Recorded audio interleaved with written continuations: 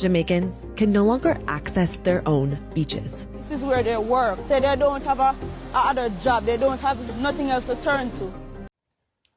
Hi guys, welcome back to the channel once again. This is Brian Reaction. So if you're coming across my videos for the first time, don't forget to subscribe, comment, like and share to my returning viewers and subscribers.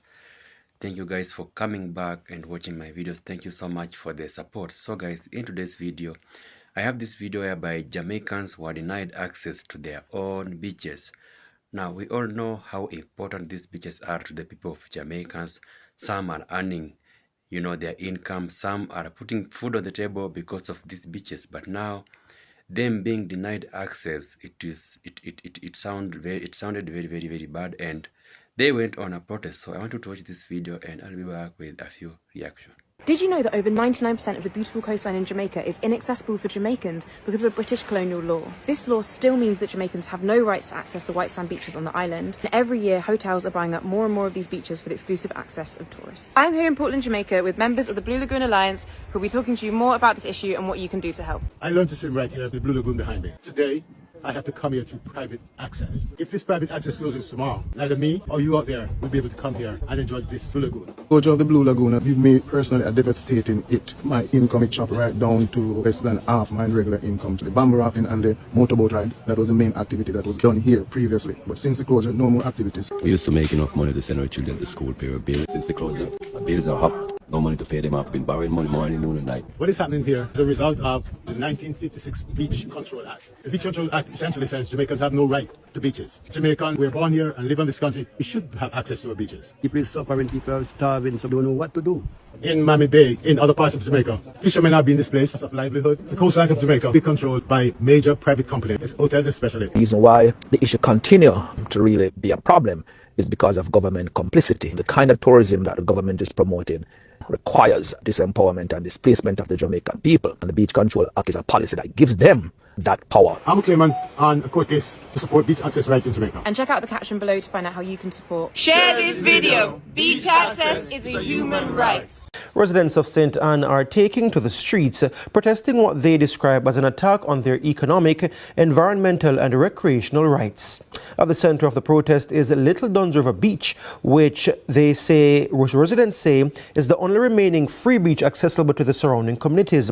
They're accusing the Urban Development Corporation, which manages the property, of fencing off and locking residents out of the beach, effectively denying generations of locals access to a natural resource they say belongs to them. Beach access makes sense. No get no fence. Beach access makes sense.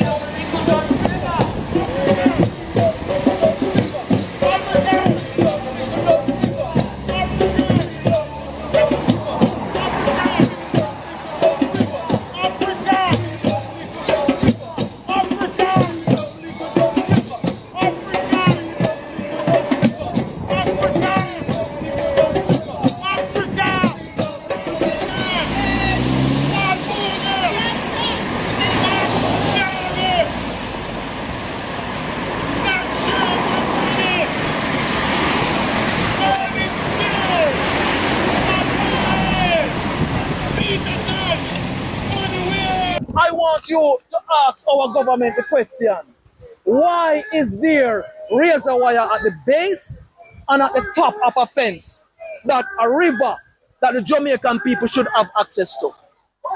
Makes no sense to us other than the government is trying to hurt its people.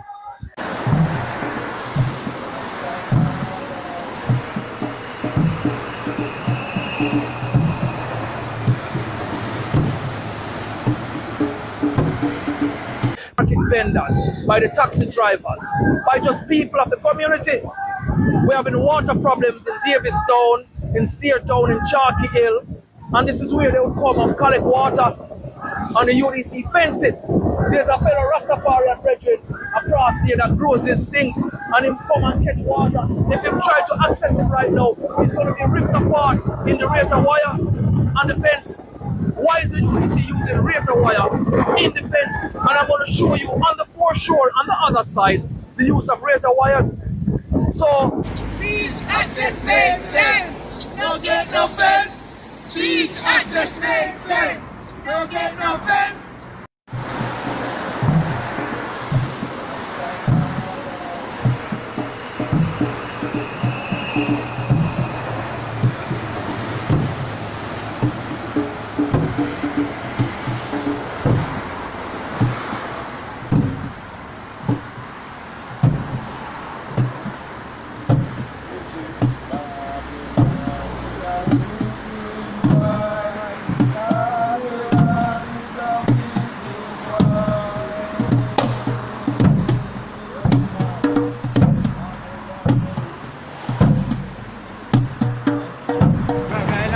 Bingy, what you have to say about this so them fence off the water from you get your fresh? There is a poor people there, brother. We not nothing, you know. It's a fool, brother. We have this myself, brother.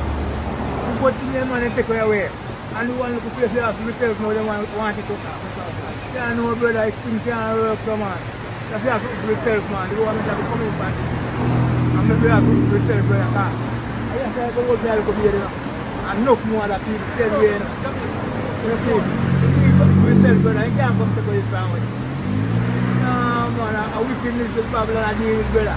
Well, you could say this is beer elder, beer man in them age where I use this waterfall. As we put them to interview them to find out what them think about this. Them so pissed off, they so fed up of this thing. The man never come use the river daily. On social media we have put it out pad. What you got to say for them to try to take over the property with fencing? Yeah, them are try to fence out the man them from coming from use the beach. Right. Then say UDC send them come to the fencing. Really? Why? You don't know, them not give it that. You notice something, I noticed something in Jamaica. Every beach access and every freshwater access fence up. This is the last one, really. I know the more fence here. So what we must do? What must we do? What must we do? You have nothing to say about it, boss. What must you have we nothing do? to say about it. We have to say about it as elder we come and say every morning. Alright. The fence up the place, I mean, you know? No, no. Have to be, hey, what is the set? Yeah. What is the set? They come start them farm. Yeah. Take it away once. And they are court. Right? And they say that it's for the people of here. No, then come take it away again. Okay, so this is what people voted for. To have them property systematically taken away from them because the fresh water are fluid. And the salt water is ours. We're going to say fence up and we don't have no access to them anymore. So, see the pipe and fence and wire come. The fence are the little fresh water. What we have, a Dunn River. I mean, up our Mystic Mountain, we come from the other side. Pipe and fence come, then come to fence it yeah, again. from Mystic Mountain have this as wastewater. They don't use it, do not more around them slide and them pool. And over here so now we have to have bathing in the water after them done use it. The rich man use the water already, dry it, go do them pool, then slide, and what left, we are use it as wastewater with them have it as. And them still want it. What must we have? What? Nothing. Absolutely nothing. That's what it is in Jamaica. Understand? Go through this program.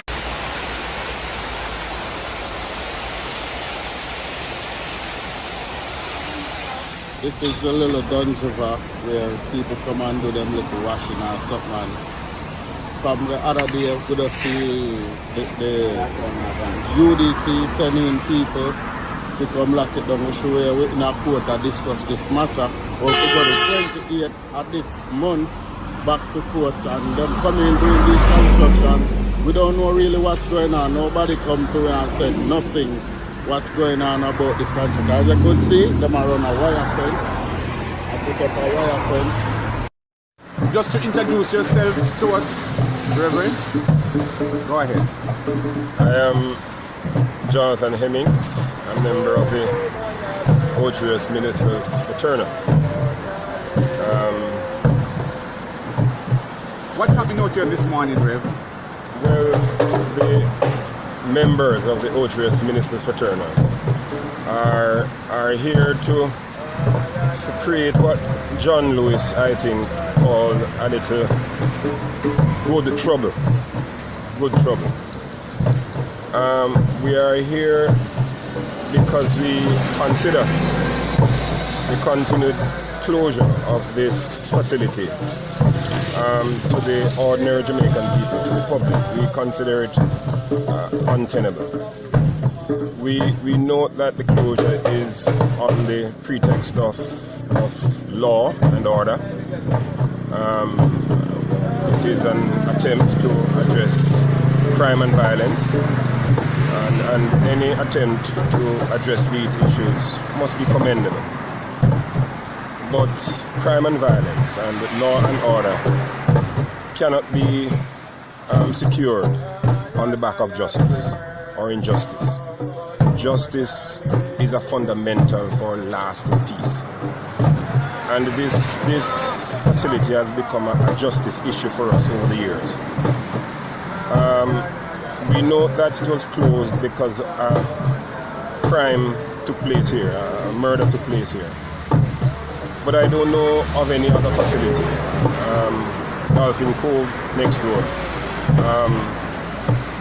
Mystic Mountain next door. I don't know that any of them would have been closed for such a long period of time if a murder took place within their vicinity. So, you know, to close it for that reason, for this longer time, I think might be indicative of it being used as a pretext for something more sinister. We know that attempts have been made in the past to privatize this facility. Just to introduce yourself to us. Just, of course, advocating for the rights of the Jamaican people to access their beaches and rivers, and for the rights of the vendors to also earn a living from these spaces, just as how anyone else is earning in hotels and villas and restaurants and guest houses. That the local people need a piece of this pie as well, called tourism. And this is an environmental friendly product, it's a community product, and we are vouching for it. Open Little Dunn's River so our community can also benefit, and our community in and around here is feel like 90 degrees today. I'll take a swim after this, but I can't go in the water.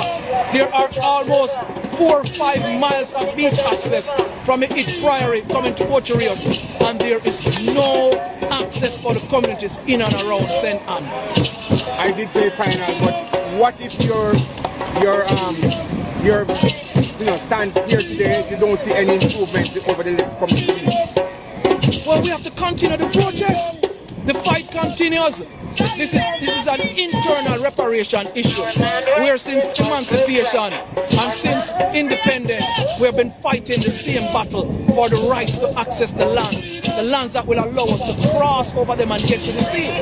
So we'll continue these protests until the authorities realize that we, the people, are serious about our fundamental rights of access to the treasures of the land, to all our beaches and rivers. And that is the message that we are sending today. We do not need a piecemeal approach. We don't need 60 beaches. We need fundamental rights of access to the foreshore of Jamaica. That is what our heroes fought for. That is what is due in a just and equitable society, where we're fighting for economic justice, environmental justice, and we're asking for internal reparation for us to access our beach and our river. It's a rights issue, and we'll continue to do this until our rights are realized. Welcome back. I hope you have watched the full clip. Now imagine Jamaicans being denied access to their own beaches. Now this is very sad, because you know, most of Jamaicans, I know many Jamaicans are making a living from these beaches. People are putting food on the table because of these beaches, and the government is aware of that. They know that at some point these beaches are helping their people, you know, to manage their daily life. Now they are trying to stop Jamaicans from visiting these beaches. They are trying to privatize these beaches, giving these beaches to investors. And they know well that when investors take control of these beaches, it means Jamaicans will be limited to visit such places, they will be limited to work in such places. And this is a point where we always say that if the government knows that this particular stuff helps the people, they know that these beaches are beneficial to the people of Jamaica, the government should be the one responsible in holding them to make sure that at least people are going to get jobs, because one of the functions of our government is to make sure that we are getting jobs, make sure that we are getting good jobs for us to earn a living so that we can put food on the table. So when they privatize these beaches, it means that many people are going to lose their jobs. Now people have things that they do with this money. Some people are using this money to take their children to school for their daily living. But now when you privatize them, now look at what is happening to the people. So I think this is why the reason why people went, protests were all over, because people were trying to ask, how are they privatizing our own beaches? These beaches belong to the people of Jamaica. It does not belong to these investors that the government, is considering it. The beaches belong to the people of Jamaica. Now, this video makes me remember of this President Ibrahim Traore.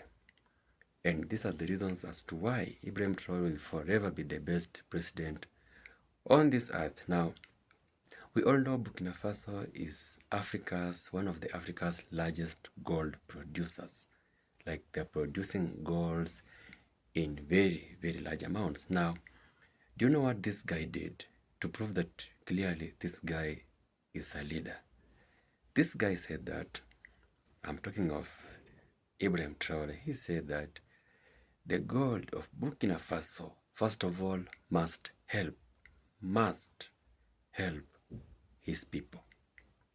So he said that he wants his people to benefit first from this gold before it can reach any other person.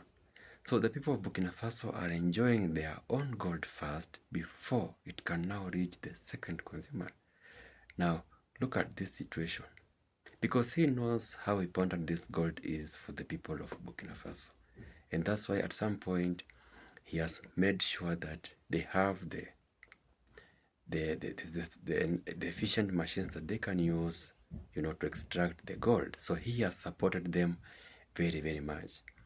And he made sure that it is helping them first before it can now go to any other place. We all know many African countries they always have these corrupt leaders, and when these golds are being mined, they just go direct to the investors, and people are being paid very, very foolish amounts of money, very, very little amounts of money.